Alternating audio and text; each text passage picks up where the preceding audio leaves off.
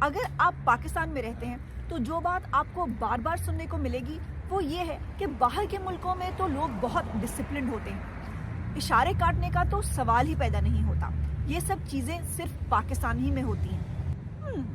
عمومی طور پر تو یہ بات صحیح ہے، لیکن نیو یارک سٹی میں پیدل چلنے والے لوگ آپ کو اکثر اس اصول پر کاربند نظر نہیں آتے۔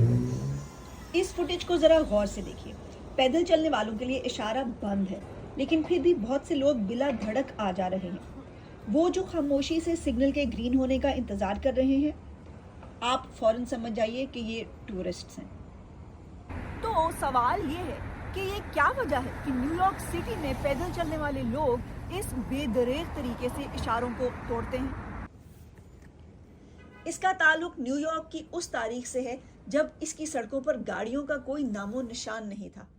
یہ تصویر 1917 کی ہے، جب ابھی گاڑیوں نے دنیا کے شہروں پر اپنا قبضہ پوری طرح نہیں جمایا تھا۔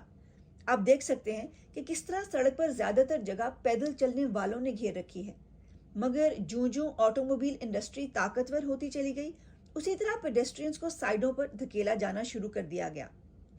لاہور یا کسی اور شہر کی پرانی تصویریں دیکھیں، یا آج بھی جسے ان شہروں کی اولڈ سٹی یا اندرون شہر کہا جاتا ہے، تو وہاں آپ کو ایک ایسا رہن سہن دکھائی دے گا جہاں لوگ، دکانیں، کاروبار، تفریحی مقامات، عبادت گاہیں اور گھر سب ساتھ ساتھ ہیں۔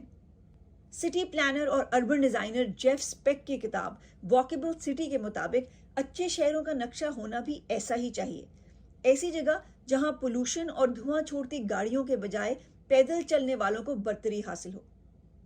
تو پھر نیو یارک میں پیڈسٹرینز کے اشاروں کی پابندی نہ کرنے کو آپ ایک شعوری احتجاج کے طور پر بھی دیکھ سکتے ہیں، ایک ایسا دعویٰ کہ شہر صرف گاڑی والوں کے لیے نہیں، سب لوگوں کے لیے ہونے چاہیے۔